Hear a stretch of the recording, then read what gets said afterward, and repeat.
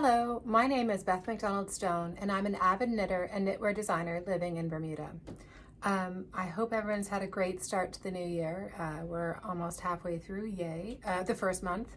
That seems to have already gone by so fast. Kids are back at school and the old routines are starting up again, which is great.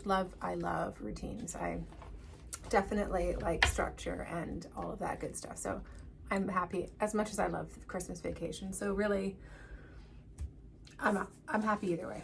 Anyway, so mid-January, the Calabash sales, thank you so much. There's a lot of interest in that design. I really appreciate that. I'm glad that design spoke to a lot of you. That's really exciting, and I look forward to seeing progress and finished pictures on the social medias or Ravelry. I just love seeing what everyone does.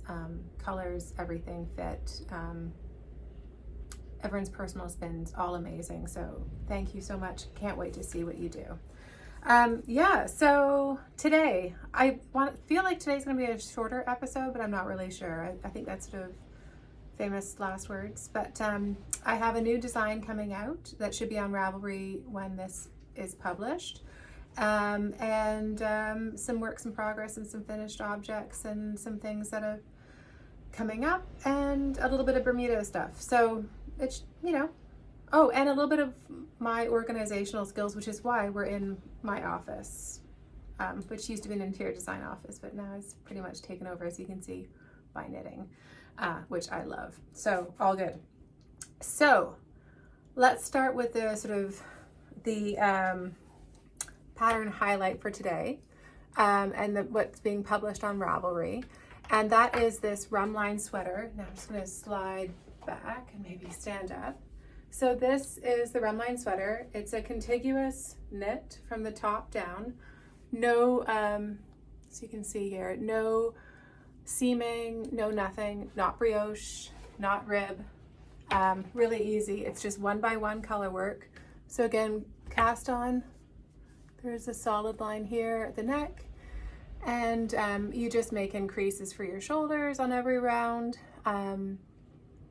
There's guides on the width for your shoulders, but again, this is a sweater that really is all about making it yours and custom. So work on the width that you need for your shoulders, measure your shoulders, and you want to get it to sort of the end of your shoulder because you want to have your arm movement. So it goes to the end of your shoulder.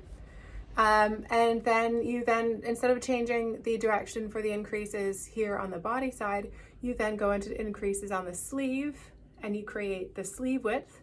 And again, that goes to about here for me.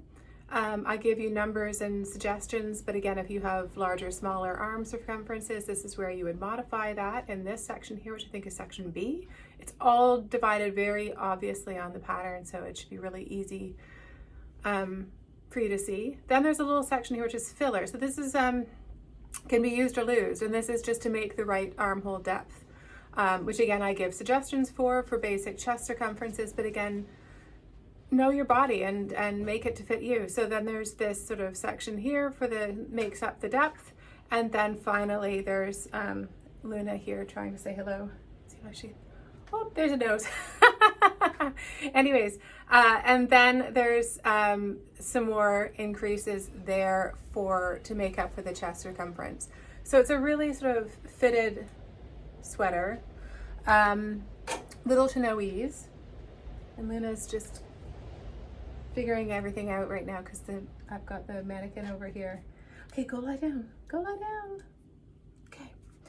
It's a really stormy day here in Bermuda. It's really windy, crazy winds, real gale force. In fact, upstairs some shutters just kind of that were propped open just flapped and smacked down, so it's pretty bumpy. So I don't have any windows or anything open because it would just be too noisy. So we're all in it, and I think Luna's wondering why are the doors and windows and everything in her egresses, why are they all closed? She doesn't like that. She does not like a closed door, so she'll probably pop around.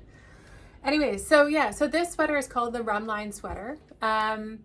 It's really, I think it's a fun knit. I've done quite a few contiguous designs, and this is the one that's sort of the simplest without, I've done puffy sleeves because there's a really good opportunity here at the end of the saddle here to do rapid increases, but I didn't do it for this one. It's just the 1x1, so it's just sort of a really fun striped. I did a turtleneck because I do like a finished collar area. I'm really fussy about that. I have a compulsion, if it's a crew neck collar on a sweater or whatever I'm wearing, to have it finished either by a collared shirt or a scarf or both, and a turtleneck. So when I can finish a sweater and it's all in my thoughts visually complete up here, I'm really happy. It makes me really satisfied. That said, I would like to maybe, I'd like to do another pattern, but for this design, but in a vest. So instead of having the sleeves go to this, it would come in a bit so that you'd have your undershirt and your undergarment on, and then have it come and terminate, you know, obviously right down here, right into your arm side. Ideally with finished edges, you knit it so that, you know, maybe an I-cord edging and stuff like that. I still have to work on that. It's still kind of percolating in my brain exactly like the details, and that's how I work. I have an idea and I just mull it over and try and sort of work out the kinks, and then I'll write it down and or draw it so that I've got a basic kind of pattern to go off of when I go to knit it. The great thing is I've already got this one, which is of course sort of like a huge swatch for the next one. So, and I probably will use the same yarn. But that said, a lot of my just because I have it and it's available, and I really am short on DK weight yarn and worsted weight yarn, which I've talked about, but I would like to knit it in maybe a superwash sort of DK yarn or light worsted, because I've seen a lot of the amazing testers and all their different yarns, and it makes a difference. They drape differently, and I'm excited by that, and I really like the drape of some of the superwash yarns. I think it's really, really cool too. So it's like a whole, to me, it's like a whole different spin on the exact same sweater. So be sure to check out, you know, when this goes up, when this will be up on Ravelry, all the testers will be linked to the pattern and you can take a look. The yarn I used, which I adore, is Harrisville's Daylights and Nightshades. And oh gosh, I didn't write down which exactly ones, but the Nightshades is the one with the blue tint, and the Daylights I think has the blue tint too. So I can't remember what those, Chirp maybe? I could be totally wrong. But of course they'll be all on the pattern, which ones I used, but be creative. There's some, and check out the other people, because like I said, some really cool, really, really amazing, beautiful knits with great colors, and the drape again really changes, because of course Nightshades and Daylights, it's a worsted spun. Now I'm getting confused. No, woolen spun, sorry. You know, proper rustic yarn. Sort of more of a natural yarn, and so it's a bit more sort of stiff of a fit. It doesn't have a whole lot of drape, which I like. Totally think it's great. It gives a really kind of architectural shape with this design, because the design is on the fitted side to really follow your own lines. So I'd love to try it with a drapier yarn, and I will definitely be looking out for something like that I could maybe re-knit it this summer or something when I'm not, I feel like I'm in the thick of things right now. But yeah, so I'm trying to get it so you can see. So you can see here the sort of saddle, the stripes go right up, right down to the shoulder and down your arm. And I've pulled it up a bit, but yeah, so I like 3/4 inch or bracelet length sleeves. And then I just have a turtleneck dress on underneath it. But yeah, so just a really pretty sleeve, and then the hem is similar to the sleeve finish. It kicks out a bit if you wanted to add length. I'm very high-waisted, so my sweaters tend to be a bit on the shorter side, but I could see the benefit of adding another couple of inches for longer. It's really, again, know your body, know your shape, know what suits you, and everything in this pattern will help you get the optimum fit, and I think it's kind of cool and kind of exciting, and I hope you do too. So that is on Ravelry, and again, that's called the Rhumb Line Sweater. And Rhumb Line means the line, if you're sailing, it's the direct line to your point. So When you're sailing upwind, you have to, if the wind is coming from here, you have to tack all the way up. And once you hit the rhumb line, is when it's the point when you can make it to the windward mark. When you've angled yourself up, and then you get to that point, turn, and you can make it. So it can be way out here, or you can stay in the middle, tack, tack, tack, and go that way. Rhumb line also between the windward point and say the beam reach or the broad reach, it's more of a direct rhumb line because your sail can do that. Sorry, I grew up sailing. Sailing is big in Bermuda, so rhumb lines are big. And also rhumb is big, but that's a different spelling, that's R-U-M, but whatever. Yeah, so Rhumb Line Sweater pattern. And again, I can't wait to see what you all want to do with it, with your designs and stuff. So very exciting. So that's the highlighted pattern. I think that's probably all I want to say about it. Let me just double check. Yep, I'm going to eventually follow with a vest design. With the vest design for this, I'm thinking I might offer a round neck and the turtleneck. And if I did it for the vest design, then I can also add that to the to this sweater design too. But I really like the finished look here. So I'm kind of a bit loath to do a rounder neck, but I know that's really popular. The other thing with these, with this less drapey yarn, the crease here is going to be part of the design. So there's going to be a puckering here for the less drapey yarns, and that's not either. If you don't like that, then this probably isn't your pattern. The reason is you can't, is the restricted increases that you can do. So you can only do 4 increases on each row. I have doubled them up on a different sweater, but it worked too. But there's going to be a bit of a pull here, which I think is kind of nice and flattering. So, you know, if just you do you, and if you don't mind this, that's fine. If you want to minimize it, again, maybe use a superwash yarn. It'll be a bit drapier and it'll sort of fit, it'll hang more. It is what it is. So yeah, I hope you like the design. What's off my needle? So the one thing that I'm really excited, well, I'm excited about everything, so but I love this. Oh, and I didn't do her up. So this is the Mellow vest. Sorry, I should look at you when I talk. The Mellow vest by Irene. And I was immediately attracted to it because it totally looks like shearling. And I thought that was really cool. It definitely reminded me of vests that I remember seeing kind of more from the 70s, but really cool.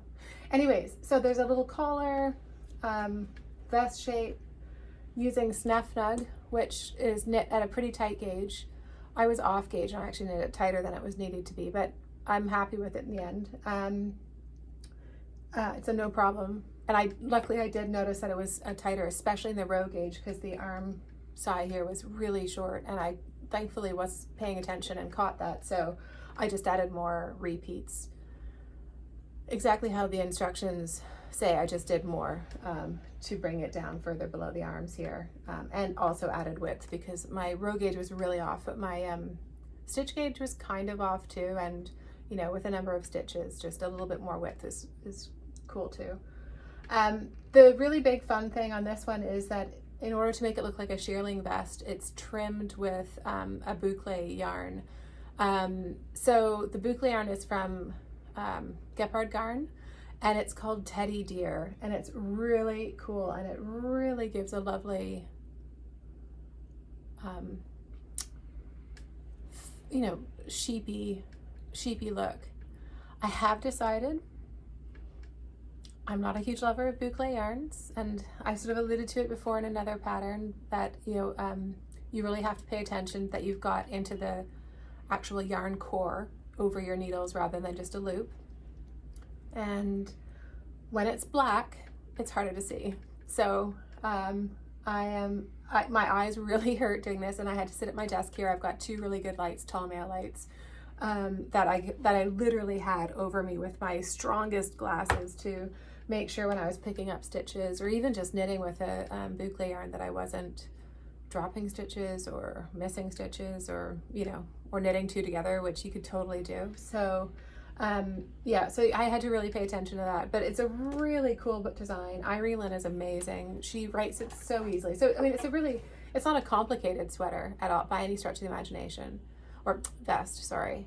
But I have to say, like, patience had to be taken with the teddy deer yarn. And Pam Sapienza has a really cool hat that's very similar in looks to this. So once I've caught my breath and whatever, and I'm willing to tackle the teddy deer again, I'd love to make the hat. And Irene Lynn also has some really cute handbags too, which I thought were adorable. So I don't really know how much I have left.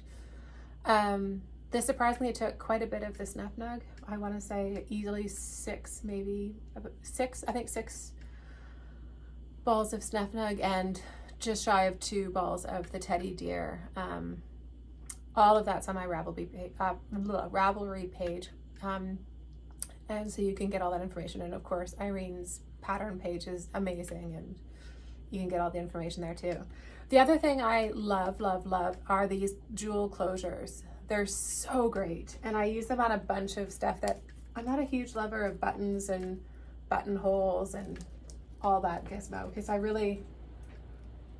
get obsessed about where it hits. Like, I want it at a certain point across my chest and making it even, and then making buttonholes line up and hang and drape and not like pucker, and or the buttons being too heavy. So anyways, I'm not a huge fan of, but I have not been that successful with buttons, but I have been super successful with the jewel closers, and that's JUL Designs. They're on Instagram and everywhere, and they usually go to the trade show. So I know I'm pretty sure they'll be at Vogue Knitting Live and stuff. And what I do is I kind of have a little, not a huge amount, but I've got a couple designs that are on hand to totally use for this sort of thing. It's so great. So I can easily open and close it just like a normal button closure. It's kind of funky. It's kind of edgy. They've got them in black with silver, or there's like brown ones too, and natural. And then they just screw in here. So you've got these screws with like a little washer that's made out of black leather or plastic or something, so that it's not going to rip your knitting.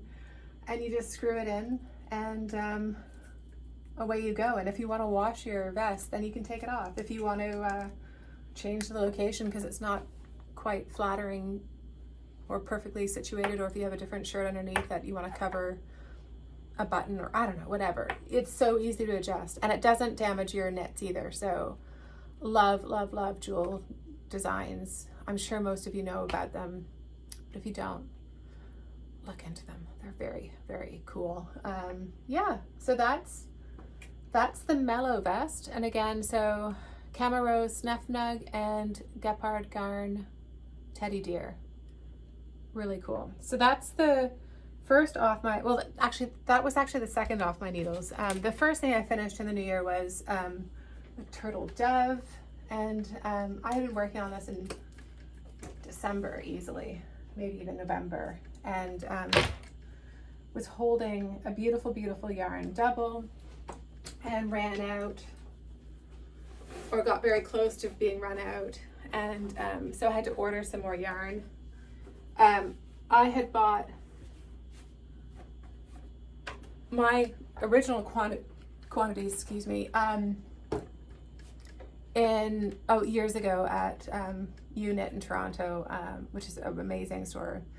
So I knew for sure that it wasn't gonna be the same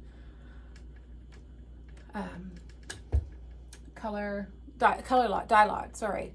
And so what I did is I had a little bit left. I finished the front, including the front hem, but I had not done, so the sleeves are on hold here, and I had not done the back hem. So, and because I was holding the yarn double, what I did is I purposely kept I think it was like 70 grams. So I kept a substantial chunk, 70 or 80 grams left. And so with a new ball of yarn, I held one old, one new, and knit the back hem, and it's great because the differences are in the colorways were quite noticeable when you looked at the yarn, but when they're held side by side, it's very minimal. And I also think that ribbing, because it creates a shadow, it gives a bit of it gives you a little bit more room to play. So you don't have to be too critical about that. And with that thought, with the shadow and of ribbing, I then, when I picked up the sleeves, I immediately went into a really long rib. So this is like a 12-inch rib here for the sleeves. And actually it's again kind of my bracelet length. And so it's really cozy, really drapey. It's a really long armhole, which I've knit this pattern before and I really like it. It's a great one for just lounging about it and also kind of stylish. So actually when I'm traveling, but it's a casual trip, I'll quite often take the other one I knit because it can look quite smart. And I knit the other one that out of Biche Bouche Mohair, and light as a feather. So again, you can totally jam it into a suitcase and stuff. Not that I jam my knits, but I jam my knits into the suitcase. So that's a really great travel knit. I don't remember that the armhole is this deep on my other one. And I do wear the other one with winter coat. So this one is a lot deeper. It's totally great for around the house here. It's great for out and about here in Bermuda in the winter. I probably won't take it traveling that much because unless it's just an autumnal, you know, weather in the 50s and 60s. But if it's where you have to wear a winter coat, it's just kind of not going to work. But that could be my problem, or it could be because this fabric is a lot more drapey. Again, drape makes such a big difference. I guess is the theme for today, but drape makes such a big difference. So this is so much drapier and it's so much heavier that I wonder if it's grown. I should have measured it before, but just by the time I finally got it on in January, I thought, wow, that's really deep. And maybe I should lie them together. Regardless, it doesn't matter. It's a great design. So this Turtle Dove 2 by Melissa Clulow, and I used Handmaiden fine yarn using the Maiden hair yarn. So Handmaiden fine yarn is the company, and the Maiden hair is the yarn that I used in color Stardust, and I held it double. And I believe that the Knitting Loft in Toronto has a line called the Care line, and I might be mistaken, but I think it's exactly the same base. Handmaiden fine yarn is another amazing company. I just found it harder to get more when I wanted it. But that could have been because I was looking for a specific color. So, I mean, a fantastic yarn. Love it. It's really great. It's really cozy. And really warm, so that's awesome because it's actually gotten really quite cold here. It's funny, so today is really windy, but the temperature isn't that cold. It's in like the low 60s, but with the wind, and it just whips through the house, so it can feel really chilly. Where the other day, it wasn't that windy, but oh my gosh, it was just bone-chilling cold. So we've had a lot of fires at night, which has been great, and been wearing a lot of sweaters and. The lovely shrug by Jackie Rose I put on the other day because I just couldn't get my shoulders warm. So that was perfect. Okay, so those are the two things off my needles. What I'm working on. So let's take the Turtle Dove off. Put it there. And I just found off last night on the hem. I still have the sleeves to do. But I found off on the hem last night and I gave it a little quick steam just because it's nice to see how it's all doing, and something looks wonky, but maybe it's just me. Yeah, so this is the Bermy Basic design. This is a design that I've been working on for a couple of years, and really now it's the first 2 gauges have gone out to test knitters, so it's kind of in the process. So the concept behind this design is you pick your yarn, you fall in love with yarn, whether it's at a store, whether you're at a festival, whatever, you know, the yarn that just looks so beautiful and you can't resist. So with that, there's always like, oh, what am I going to do with this yarn, you know? Well, the concept is you fall in love with the yarn and there'll always be this basic Bermy Basic pattern that you can use the yarn. And I had a friend over this weekend, and she was also so right, because she's testing it too. And she was saying it's so great because you can also get this sort of yarn that's so exciting in the Skein, like this one. You can buy the really fun yarn that you wouldn't be able to use for cables because it would be too busy, or you don't want to use it for lace because, again, too busy, or whatever. So you can have that really fun novelty yarn, or really simple, whatever floats your boat. And you've always got a really cool, well-fitting, stylish sweater to use with it. So what it's going to be, I believe it's going to be 9 patterns. It's the same, it'll come up with the same sweater in the end, all at different gauges. So starting at the 12 stitches per 4 inches, all the way up to 28 stitches per 4 inches, and then in increments of 2 stitch gauges, so 12 stitch gauge, 14, 16, 18, and so on. I've knit, I think this is my 4th, and when they all lie on each other, and they're all different gauges, but when they're all stacked on top of each other, it's all the same sweater. So the only difference is, of course, the yarn and the yarn weight. The pattern is really simple. There's 2 sleeve options, but aside from that, it's just, you know, a lovely simple crew neck, 2 sleeve options, whether they're straight or fitted, and then a hem here, which is a deep hem. But it's such a simple pattern that the idea is that you would fill in the blanks. You could, if you wanted to throw in some color work, if you wanted to throw in some lace, or if you wanted to, you know, do a split seam, or you want to lengthen this and make it into a tunic, or you want to shorten it, make it into a crop, or you want to do short sleeves. All of that is so easy, but you've got a basic pattern to play with and to sort of work from, and that's the concept. So this one here is the 24 stitch gauge. And for this, I'm holding La Bien Aimee Felix color Violet Amethyst double. And I did helically knit it, but I'm so far, everything, not the collar and not the short rows at the back, but from the bottom of the collar and after the short rows, everything else has been helically knit.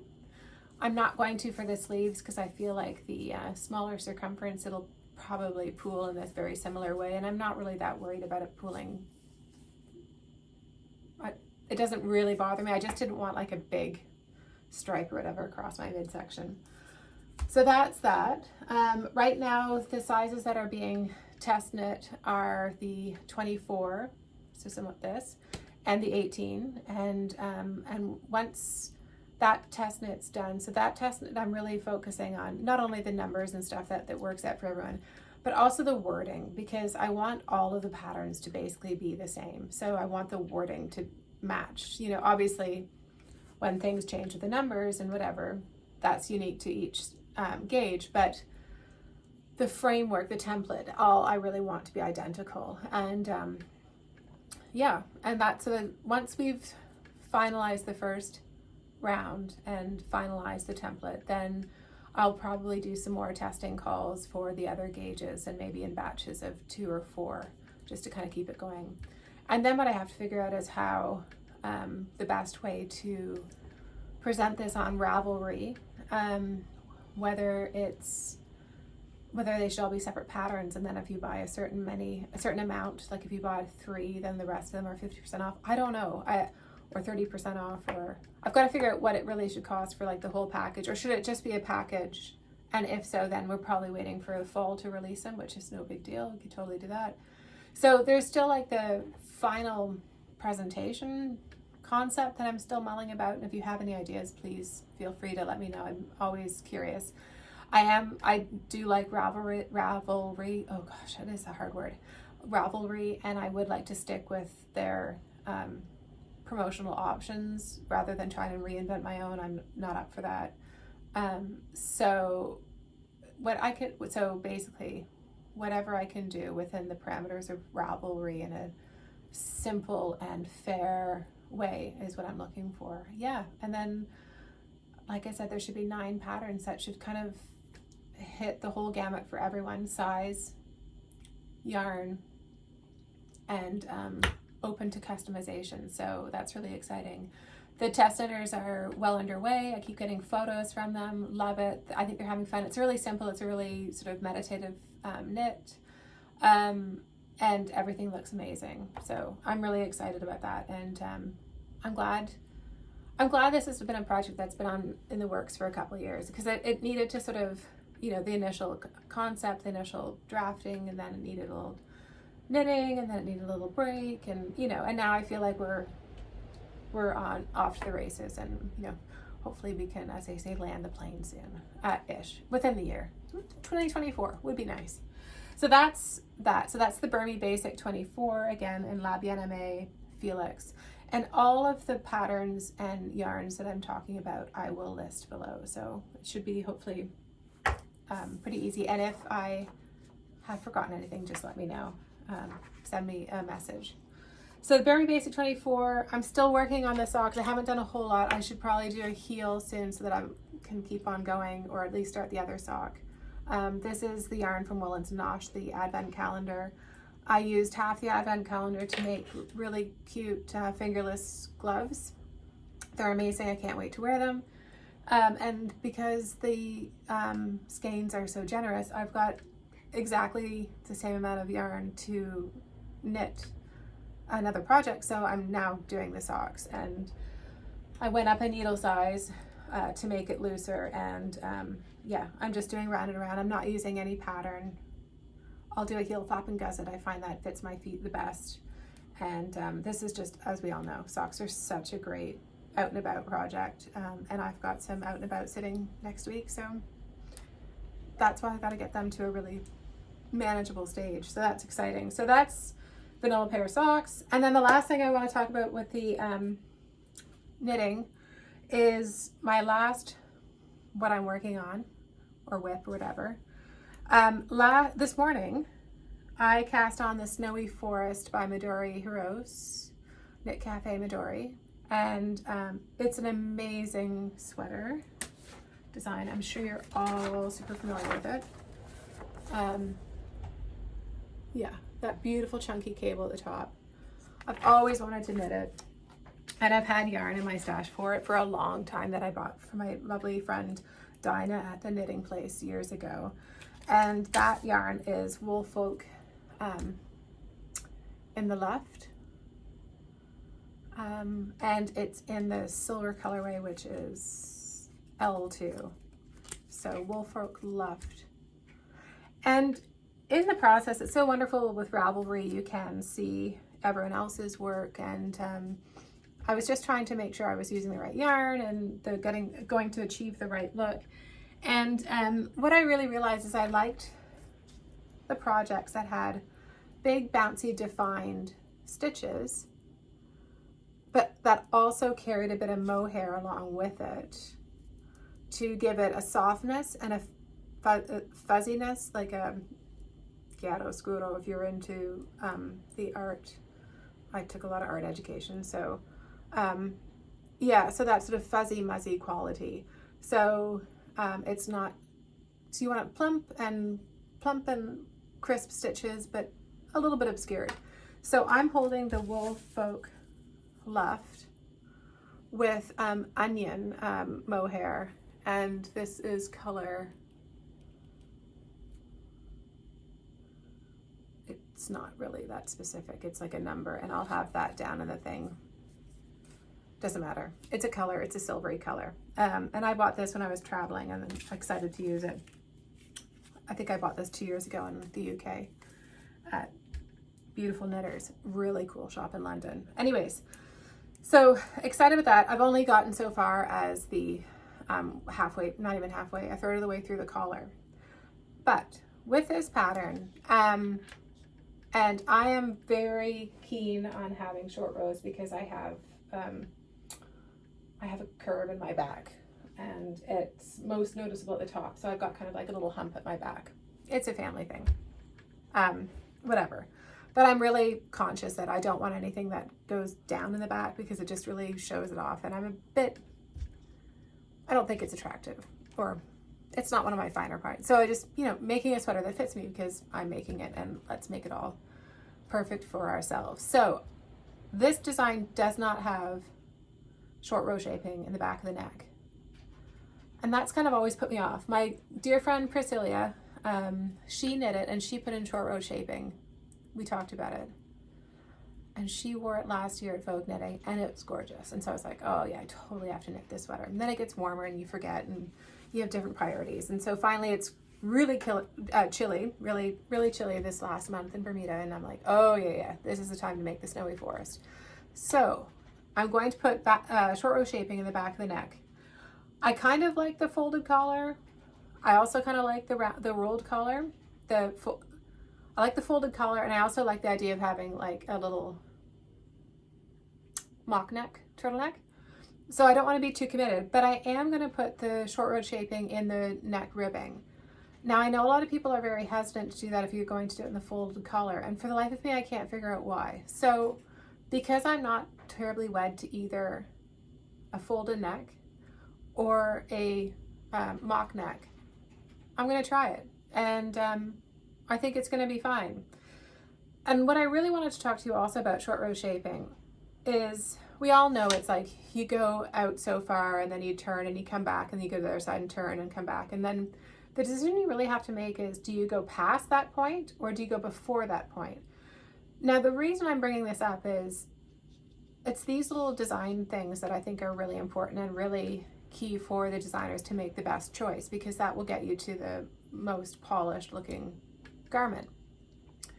So my theory is always that if you're putting it into the collar, I would like to knit the entire collar length for the front.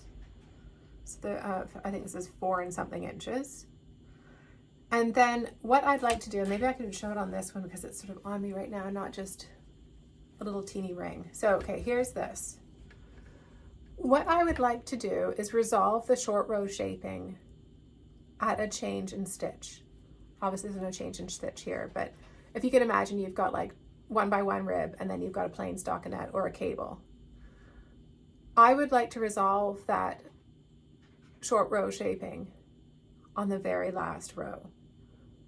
So that means that you're going to go out to the furthest points to begin with and then work your way in so that you resolve it and then you carry on.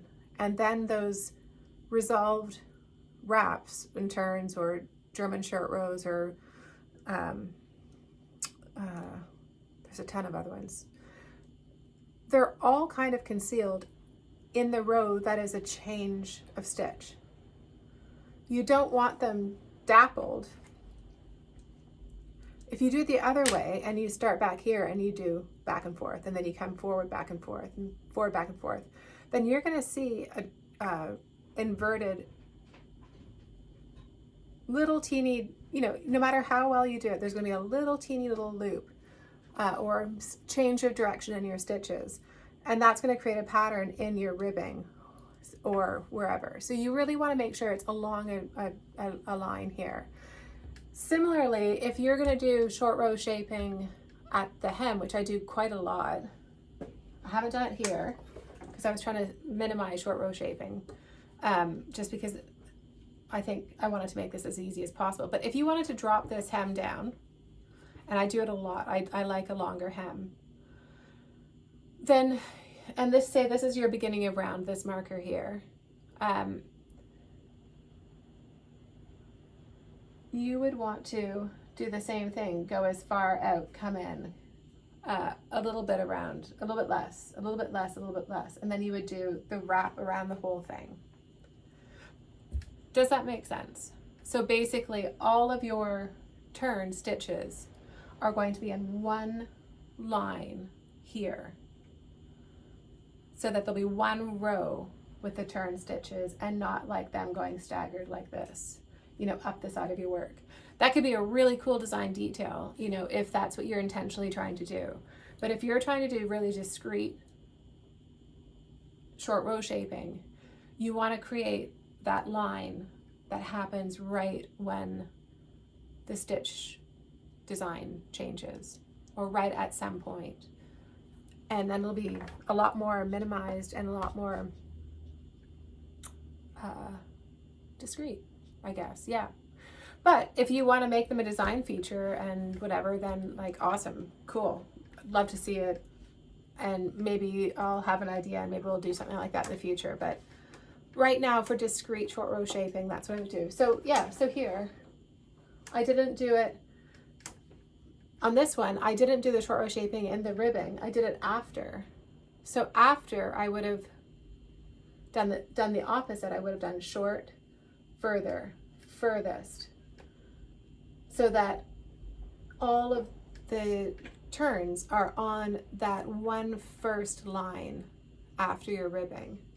Not if you'd gone furthest and you came,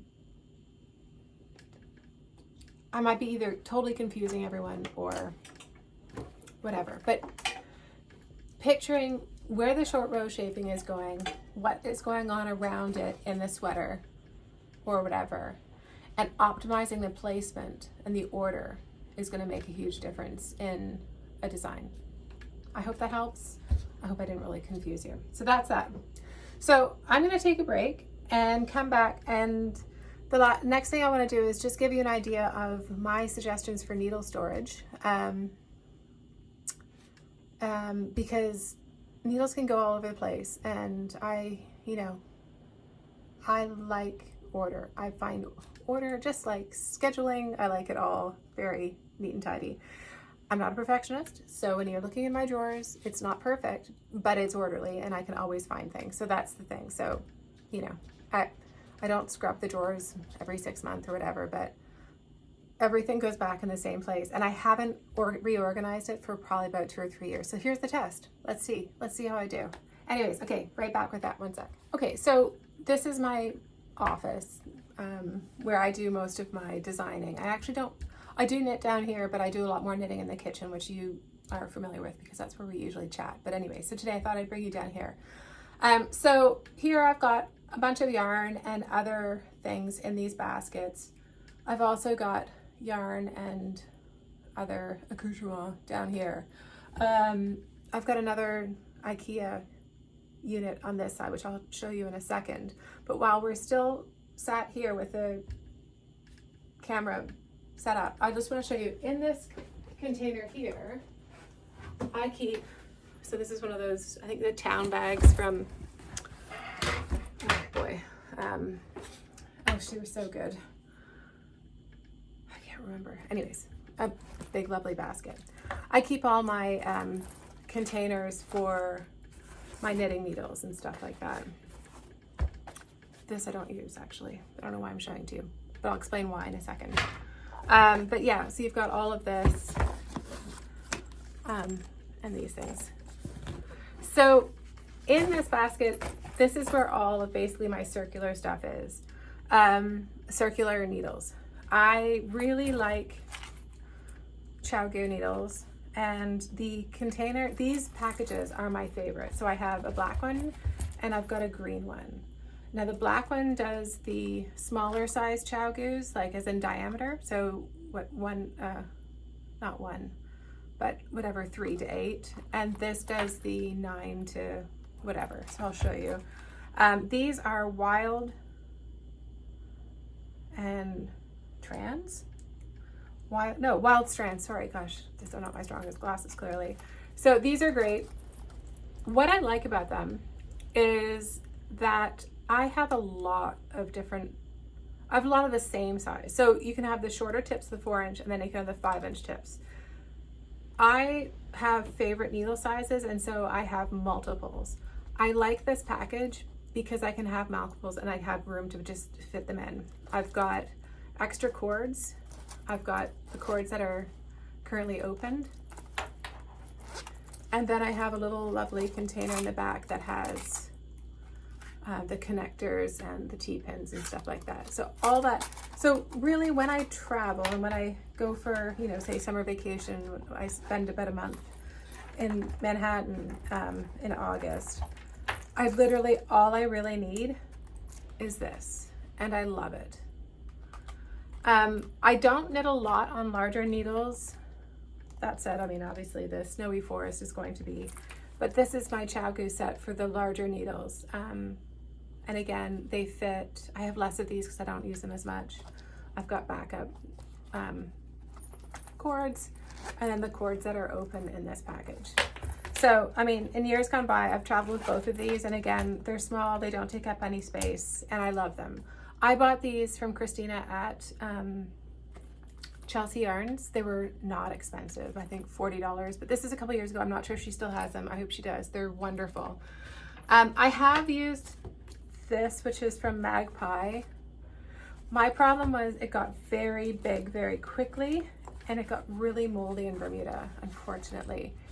Oh, and I still have, oh, I've got my DPNs in there, which I don't use ever. Yeah, it's really moldy smelling. Unfortunately, that's me, that's Bermuda. It's nothing to do with, just some fabrics and some leathers just unfortunately get moldier than others. And for some reason this one did.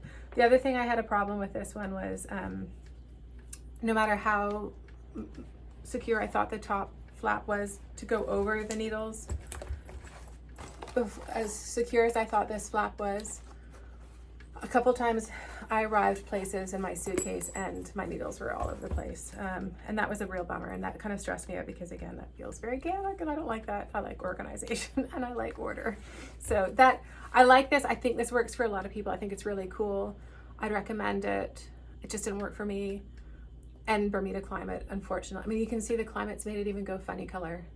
Bermuda's really harsh. Like the humidity here is over the top. It can average around like 85 to 90% humidity in the summer and the winter, which is why it can be really cold here. So if I always sort of think people, whenever they say, you know, they've test driven cars and they're super durable, I'm like, bring them here. Let's see how quickly the rust will go right through that body. But same with windows and appliances and stuff like that. So so my CaMaRose needles, my key ones are in this.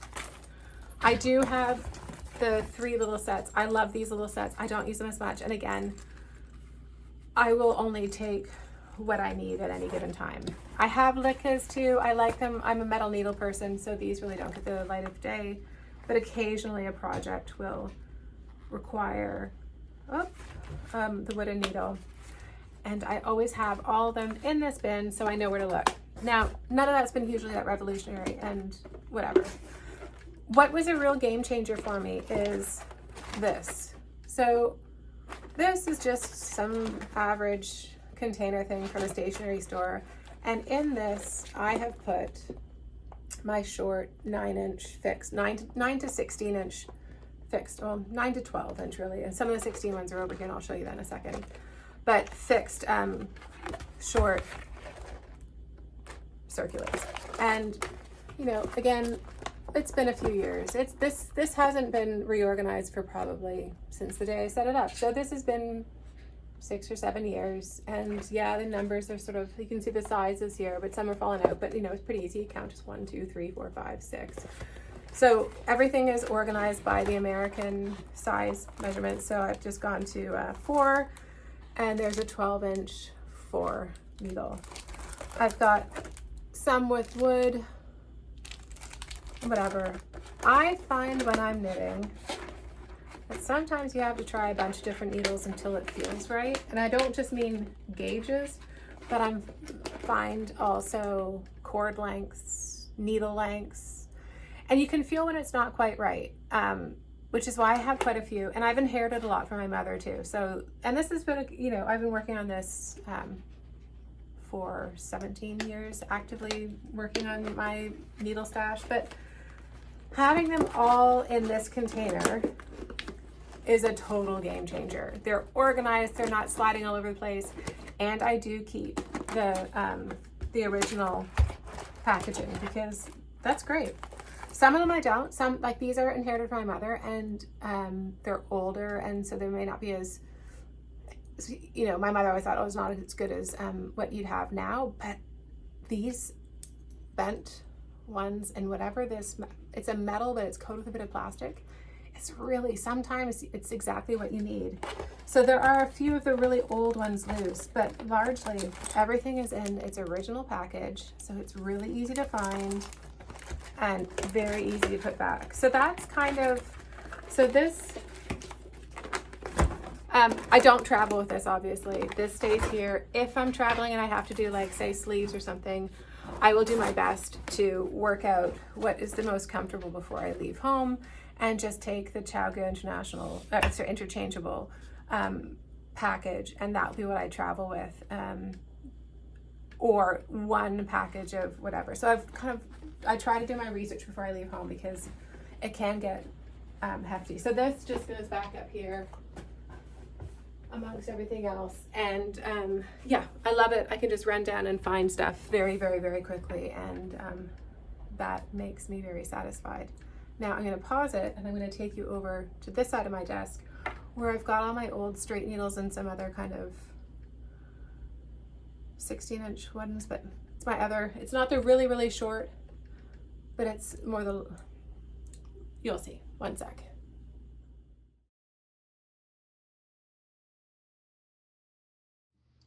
Okay, I showed you a second ago the picture of the IKEA piece that I'm going to show you the insides of. I love IKEA. It has such a great place for everyone. It's so functional, practical, and affordable. Even when you are shipping it into Bermuda, which of course we have to do, there's no IKEA shop in Bermuda. Bermuda's too small, and we don't have franchises here. So yeah, so for furniture company to be inexpensive and still good quality, to ship and live in Bermuda, that's pretty tricky. A lot of the other stuff just falls apart, and IKEA can fall apart, but it's not terribly expensive, so you're not heartbroken. So I love shallow drawers. I like drawers. I like shallow drawers for storage of smaller things. I'm a big believer in drawers. When I was doing designing homes, I used to use a lot of drawers in kitchens and also bathrooms. I find it's a lot easier to find things, and you don't have to get on your hands and knees to crawl into a cupboard. So yeah, so this IKEA piece is fantastic. Shallow drawers, lots of them, and so I can organize everything. So in the top drawer, it's not needle related per se, but it's knitting gadgets and gizmos. I've got a scale, a little portable scale. I've got the blocking mat blocker things that are so great, the little prongs, you know, like that. For my interior design business, I had a bunch of these made up, and I still have some. So these tape measures are fantastic, and I've got a ton, and I throw them into all my bags. Colored markers, which you can just see here, they're fantastic for designing, and also when you get charts and you're drastically doing different colors, color on top of it or whatever, really helpful. T-pins, little stationery stuff, you know, my child's teeth, whatever. But anyways, you get the impression. So I also like, and this drawer doesn't fully open, which means that there's probably something stuck in it, which is not ideal organization, but also for the needles. I love cutlery containers, and I had quite a few in stock at one point, so I've used them here. And these are more sort of like the utensil containers. And they're great because I've got over here, it's all by size of needles. So the longer fixed circulars plus, you know, any long needles, which of course I don't think there's many long needles. I mean, some for my mother, but this is the very small ones, like the size 1s and 2s. So basically that's for socks. Getting a little larger, 3s and 4s, 5s and 6s. I have a few signature needle arts needles. They weren't really my jam. I didn't like the join, so I'm glad I only invested in a couple, but I tried them. And I also tried the Prim. These are cool. I do prefer metal needles, so I found them a bit slow, but they're triangular in shape, and they have a very interesting knob. They're really great if you're a tight knitter, which I haven't necessarily always been a tight knitter, or ever. I'm getting tighter as I get older, which is unusual. Oh, sorry. Excuse Luna. And then I've got another drawer, so again, getting bigger in the size to the very largest needles. A lot of the needles you can see, some of these are really old. They're my mom's. Some, you know, even double points, wooden ones, which are great for bigger knits and stuff like that. I don't dig much into these drawers because I'm just not a huge fan of larger gauge things. They're really hot to wear in Bermuda. They're bulky to store, you know, whatever. It's not, we don't really get that cold. And then also they're so big to travel with. So it's tricky, but they are still fun to knit. So I have the ability to, if I want to.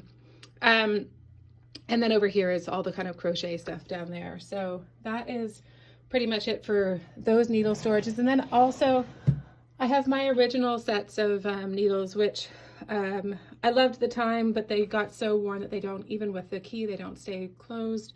I can't even remember what they are, but there's all these old ones here that, I don't know, maybe they're not good enough to even donate to someone, a new knitter. And I don't know why I hold on to them, maybe sentimental reasons, whatever. I was interested in repairing or making patches, so I bought that but haven't used it. You know, I'm not a huge fan of buttons, but I thought this button gauge gizmo would be incredibly helpful if you were to, for say, a cardigan where you can place your buttons and the button holes accordingly. Great thing to have. Oh yeah, so I used to have the Knitter's Pride. Yeah, that's what it was. So I've still got some extra sort of pieces for it. Something else that's really important, I love using, is the highlighter tape. Really great. Gauge rulers and pom-pom makers. I've kept these little containers because I'm sure they'd be super useful. Don't want to throw them out. And then all the, you know, stitch holder things, which they come in handy every once in a while. And then even fabric glue. Sometimes you get that superwash yarn, and I always remember Nancy Marchant saying, sometimes superwash yarn just won't stay stuck, and sometimes it needs a little extra help. And so I've got that there if it does need a little extra help just to tame an end. Also here I've put out, I love this. This is my, absolutely in my knitting bag, this one thing, and it has everything I'll ever need. So, you know, you've got the T-pins. I find sometimes hard to hold the needles when you're tightening it. Tapestry needles, little scissors, needle stoppers, light bulb pins. I love these Cocoa Knit stitch markers. I use them for everything, and sometimes when I get confused, the colors are really helpful. I also have a series of the just plain metal ones, which have gone into other storage, but I need to get them back here because this sometimes is helpful when there's a lot of stitch markers on and the colors kind of make my head spin. And then, you know, all of your sort of progress and other stitch. I always find it more of a decorative one for beginning of row. I find that is really helpful. So something with a pretty bead or whatever. Yeah, so that's pretty much the big long needle storage and other things. Again, it's just all about containers, and I love shallow drawers, and yeah. And this is an old house, so we have dampness problems, but that's Bermuda. This is an old Bermuda stone house in this section. It dates back to before the 1930s, and old Bermuda stone wicks water up and holds water, so it's always a constant fight. Let me close this. You can see it down there. Anyway, so there, I'm showing you all my dirty little secrets, but we have to stay on top of this almost yearly with repainting sections of the house because of the stonework, which it's traditional, it's Bermuda, and it's always fun. Anyways, on to the next section. And one other tool that I find really helpful, and I have this beside my desk here and also beside my sofa where I sit in it in the evening when we're watching TV, is something like this. Now, Eric from Toronto, another fantastic knitter, and he had a great magazine a while ago, and I can't remember his name, but I'm sure you all know. Anyways, he put me onto these on one of his podcasts, and I thought it was fantastic. So it's just a little container like this, found it on Amazon, and great for stitch markers, my eraser when I'm drawing. It's just really handy. The light bulb things. Bigger stitch markers for the really, really big gauges, you know, like the big needles. And some strange things in there, but whatever.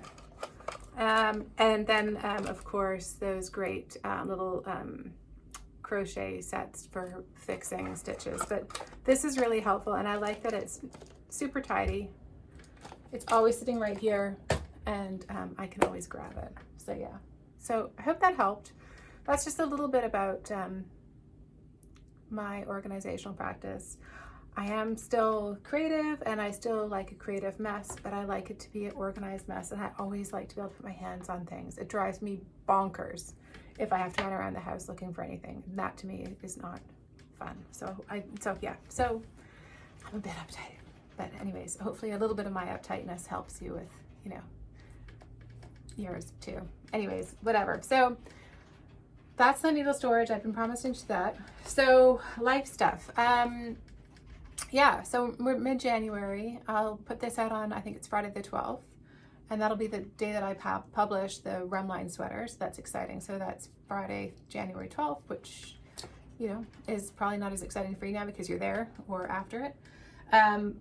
That's great. I have, like I mentioned before, a small lumpectomy happening next Tuesday, so I'm kind of trying to get a lot done before then because I know I'll be out for a couple days at least. I have booked my tickets, I booked my flights, refundable, but I've booked my flights to go to Vogue Knitting, booked my hotel, booked my ticket at Vogue. I really want to be there. I will, 99% I'll be there. So that's the weekend of the 25th of January, and I'm not taking any classes this year because I didn't want to get further invested. I did so many classes over COVID that I kind of feel like, unless there's something completely different, I've probably ticked that box. I really spent a lot of time in COVID with classes, and it was fabulous. What a great way to bring all that stuff into our own homes and make a useful time. So that is Vogue Knitting. I'm excited to go. I hope, you know, if you're going, I hope you say hello, or if you see me or whatever. Yeah, and I just enjoy mooching about Manhattan so much. So that's a real holiday for me. I just love it. And I'll, you know, I love, I'm a real museum junkie. So I spend a lot of time at the Metropolitan Museum and wherever anywhere else has some interesting shows. So yeah, so I have no problem filling my time in New York, and I am really looking forward to it. Good food, good people, good knitting, and good museums. I mean, does it get better? Oh, and it's all walkable. I love it. It's the best. And I like the subway. I'm a city person. I love a subway. I love people watching on a subway. I just have to make sure that I don't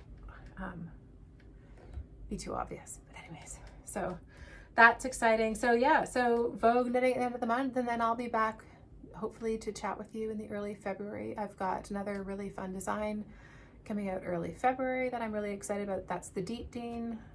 I'll tell you more about that. And yeah, we'll go from there. So before I leave you, I want to end with a little video of the Bermuda Gombeys. They're a really great part of the Bermuda history and traditions. They date back into the early 1800s. They're colorful dancing troops.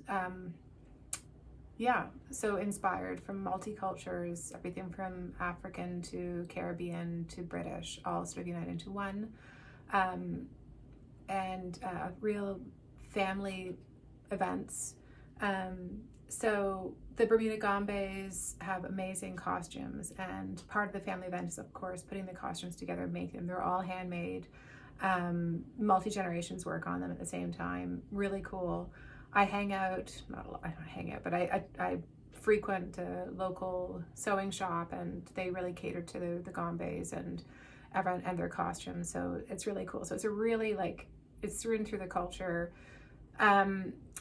They dance to a drum beat and whistles. You can hear the Gombeys coming. Historically, they've always danced on Boxing Day and New Year's Day. And we're so lucky we're in a neighborhood where there's a lot of support for the Gombeys, and there's never not support, but like there's a lot of enthusiasm for the Gombeys in our neighborhood. So they seem to make an effort to come around every year, which is amazing. And we're so lucky because this year we were having New Year's Day early dinner at my mother-in-law's, ham and pea soup. That's our tradition. And got home and into, parked the car, which is really fantastic. and 10 minutes later, the Gombeys, we could hear them, and they were coming down the road, and so we all kind of ran out to the street, so did all our neighbors. It's sort of an impromptu neighborhood party, and you watch the kids dance. Historically, it was men that danced. Now it's men and women, and a lot of kids. There's a lot of kids in the Gombeys, and they're adorable. So they've got the cutest little costumes, mimics the adult costumes, but just, you know, miniature. They're adorable. The costumes are designed for movement and dancing. So there's big headdresses with feathers, pants with a lot of tassels, so they really bounce around and move. Cool hand painted masks. It's really fun. It's really neat. So you got the leader, which is usually an older gentleman person of the troupe in the front. So there's a picture to start with of that person, and then behind him will be the troupe dancing. There'll be a bunch of ages, and this one is really cute. There's a lot of little kids, so so they kind of dance and snake around the street and stuff like that behind them. And then behind the dancers are the drums, and then behind the drums are the spectators that follow, and a lot of people will walk with the Gombeys for their whole, it might be parents, and it might be like friends and neighbors, and it's just a big thing. So then you have this whole sort of parade goes by, and then behind that are all the stopped cars, because of course there's no planning to when they're going to be anywhere. So we were super lucky that night that we got home in time and we weren't held up. So that was really fortunate, because then we could hop out and not only see them from behind or something, which would be such a shame. So yeah, so a little video of them coming up. I hope you enjoy. It's a real bit of Bermuda, and a real bit of our culture, and something really special for the new year. So I guess one last Happy New Year to you all, and here are the Bermuda Gombeys. Enjoy, and I'll see you in February. Happy knitting. Take care. Bye.